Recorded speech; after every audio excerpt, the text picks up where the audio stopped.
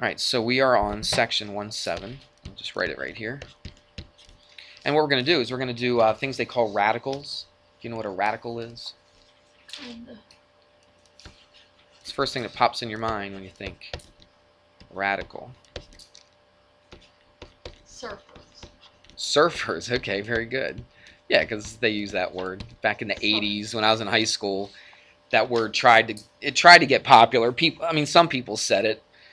I didn't say it that much, but Sorry, you for know. some reason that's the very first image No, that that's pops fine, into my right? mind. Because I'll see a wave and they say, "Oh, radical, dude," or something like that. You ever hear anybody say radical, like as an expression like that? Back in the '80s, when I was your age, that was the cool thing. What would you say? What's like the cool thing today that you might say that people think is really cool that maybe adults don't usually say? Is there anything? Oh, you guys say, "Oh, see that John over there?" Or see, hey, can you do that? Whatever. You're gonna look back when you're my age and you're like, how stupid were we saying John? That was so dumb. But now you're like real cool saying it. It was like radical. Back when I was in high school, the cool people would say, oh, that's radical, or rad. People would say, oh, that's rad. But now you look back and you're like, oh my gosh, how old is that?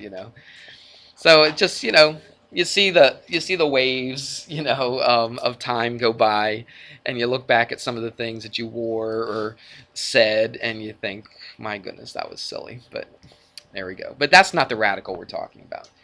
Mathematically, what is a radical? Somebody just tell me off the top of their head. You have no idea. All right, a radical is kind of like a square root, okay? But it's not just a square root. It could be a cube root. You've seen these things before, haven't you? These roots? Yeah. Yes? No? Is anybody here? Okay, all right, thanks. So, look, these things right here are radicals. Some people call them like a little check mark or whatever.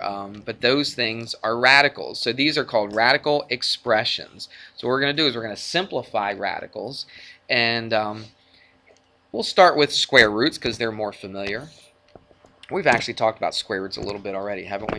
Remember we did this? We said like x to the 1/2. What was x to the 1/2? It was the same thing as what? The square root of x, wasn't it?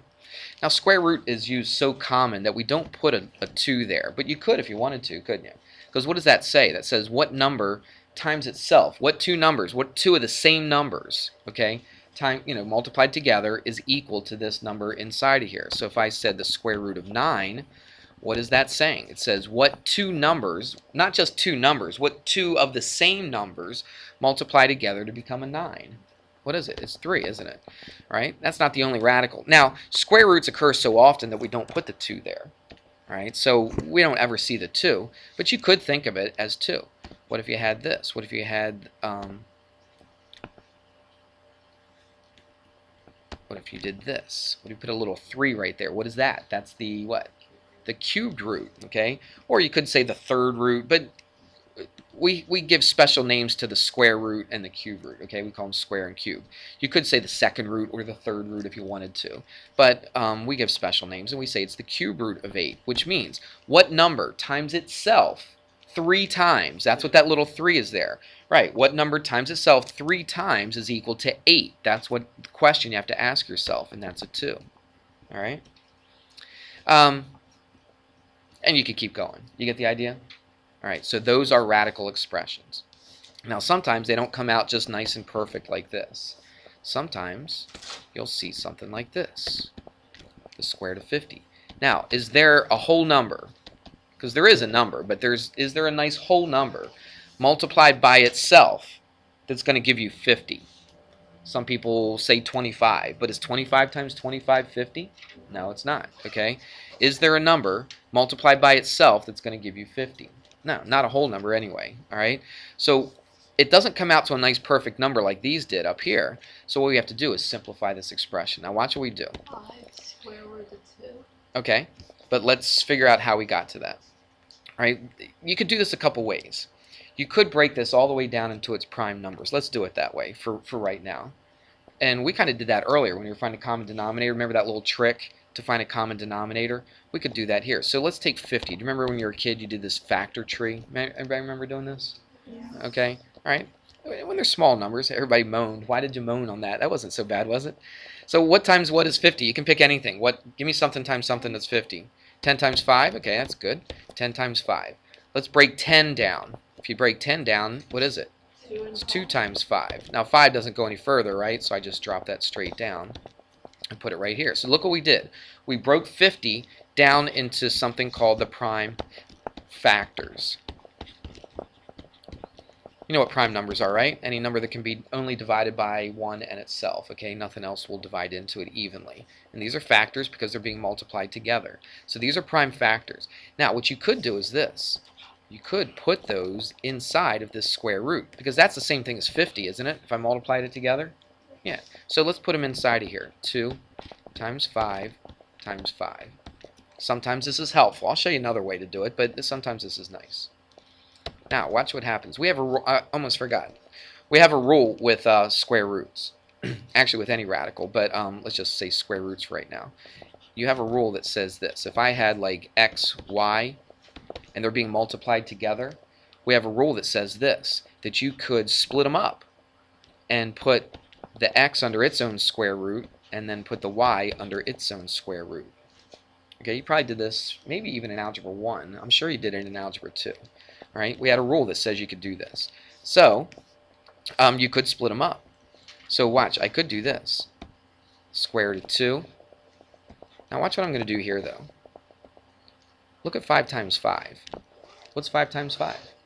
It's 25. Now, is 25 familiar to you at all? Especially when you're talking about square roots. Is it? Yeah. So we can take the square root of 25 and it comes out to a nice whole number, doesn't it? Alright, so watch what I'm going to do. I'm going to take that 5 times 5 and make it a 25.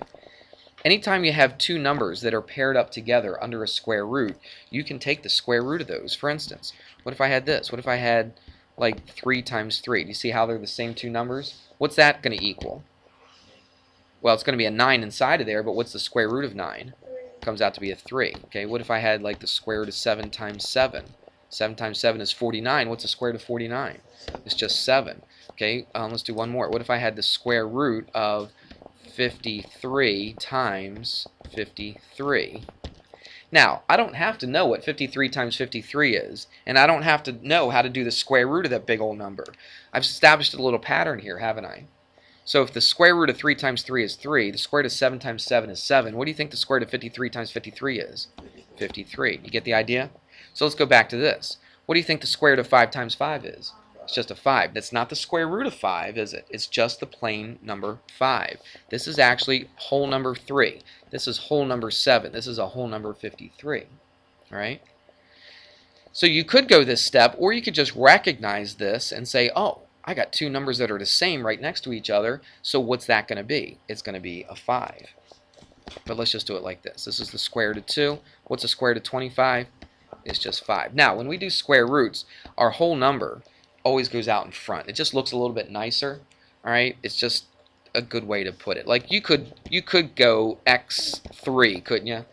But what's a nicer way to write x3? 3x. 3x. Okay, we usually put the number out in front, don't we? It's the same thing with square roots and any radical. We usually put the whole number out in front. So this would look a lot nicer if it was 5 square root of 2.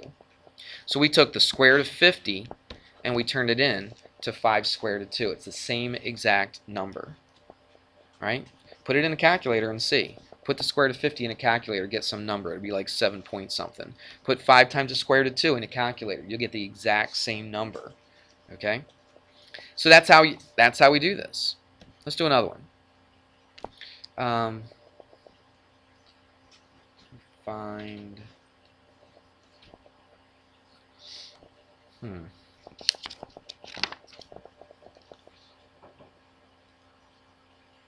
I'll just make one up.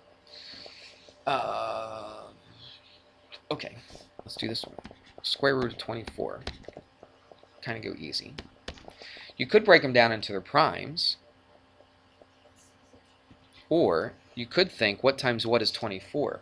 Now watch, there's a couple options on 24. You've got 12 times 2, right? But can you take the square root of either one of those, 12 or 2? No. No. What about, let's try another one before we get to that. What about 8 times 3 is 24, isn't it? Would you agree? 8 threes? Yeah, 8 threes is 24. Can you take the square root of 8 and come out to a nice whole number? No, you can't. Almost, but no. Malachi, what's another option for 24? 6 times 4. Can you take one of those numbers, take the square root of it, and it comes out? Yeah. So that's what I'm going to pick. I'm going to pick 4 times 6. The reason I put the 4 first because I know I'm going to take the square root of it. Now watch. So 4 times 6, but what are we doing? We're taking the square root of these, aren't we? We're taking the square root of 4, and then we're taking the square root of 6. Well, the reason I picked 4 times 6 is because I can take the square root of 4. What is the square root of 4? It's just a 2. It's not the square root of 2. It's just the regular whole number 2. Okay? So the square root of 4 became a 2, didn't it? All right? Now, the 6 is still under that square root. I can't simplify it, so I just keep it the square root of 6. And then that's your answer right there. 2 square root of 6 is the same thing as the square root of 24. That's how you simplify these radicals. What's that? Yeah, you could have done it like with 12 and 2 and 8 and 3. Yeah, you could have, but watch this. What if you used 12 times 2? Then what would you have to do, though? You'd have to take 12 and break that down, wouldn't you? So it's like another step that you didn't have to do. So I always look to see which two numbers multiply to be 24, but hopefully one of those I can take the square root of. Okay? So you could break 12 down. Break 12 down. What is that? 6 times 2, isn't it? And then you got that other 2. You got to keep that there. Now do you see something? There's your 2 times 2, right? What's the square root of 2 times 2? It's just 2. What do you got left under there? Square root of 6. You still get the same thing, but you had to do an extra step, didn't you? All right. I just kind of like this way. I like starting off with a number that I can take the square root of, and it just makes things a little easier. All right. Let me think of another one. They don't have very good ones because they're... All right, let's do this one. This is kind of easy too. But we're just working our way up to the ones that are a little bit tougher. Square root of 32. What if I asked you to simplify the square root of 32? You could do this a couple ways. You could break it all the way down into its primes if you wanted to. Tell you what, let's do that. We didn't really do that yet. I was going to do that before. So let's take 32 and break it down into its primes. Use that little factor tree. So what times what is 32? Give me something. 16 times 2? Okay, break 16 down. What's that? 4 and 4. 4 and 4. And then you still got the 2. Don't forget the 2 right there. Okay. Break down 4. 2 and 2. This is 2 and 2. And then you got one more left over, right? So look what we have. How many 2's do we have inside of here? 2, 3, 4, 5 of them, right? Right? There's 2, that's 4, that's 1, that's 5. Okay? Watch what we can do. Remember, I went through that whole process. What's the square root of 7 times 7, right? So if you pair off these numbers and it's under a square root, it just comes out to be that number. Do you hear what I just said? Okay, that was pretty important. If you pair off the same two numbers and it's under a square root, it comes out just to be that number. So look at this. How many pairs can I get? I can pair these up, right? And I can pair these up. Agreed? So look, if I pair these up, what's the square root of 2 times 2? It's just a 2. It's not a square root of 2, is it? It's just a plain number 2. All right, so I'm done with that. What about this? I can pair those up. That's another 2 outside of here, right? They're being multiplied. What do I have left over? 2 underneath the square root. Let's simplify this. 2 times 2 is 4 square root of 2. Now that's really kind of a long way to go about it. But there are some numbers where you're not going to be able to recognize off the top of your head what times what is 32. All right, you might get some bigger numbers, and some numbers are a little bit crazier. All right, so this is a good method to be able to know. It's going to help us out. How would I do this problem? Well, if I was to do this problem, I recognize, and you guys recognized right off the bat, 16 times 2 is 32, didn't you? But I also recognized what? That the square root of 16, right? I used 16 times 2. You could have used 8 times 4, couldn't you? And you could take the square root of 4, but then you got to take 8 and break that down. So then you got another step. 16 times 2 is perfect because I can take the square root of 16. What's the square root of 16? It's just a 4, isn't it? So I'm done with that. What do I have left over? Square root of 2. See how easy that was? Recognizing that 16 times 2 is 32 made it real nice and easy. Is that okay? Yeah. Let's do another one. What about the square root of 125? don't you try that one? You just do it in your head if you want. Just kind of think about it. 5 square root of 5. Yep, you got it. And how'd you do that? I kind of know the cube roots and Well, let's think 125, okay? 125. When I think 125, I'm thinking $1.25, right? I'm thinking quarters. Are you thinking any of that stuff when you're thinking 125? That's what I'm thinking, all right? So what times what is 125? Or if you didn't know, it ends in a 5, so you automatically know what divides into it. 5 definitely divides into it because it ends in a 5, right? So you say, oh, 5 goes into 125. How many times? 25 times. All right, it's just nice knowing multiplication tables, isn't it?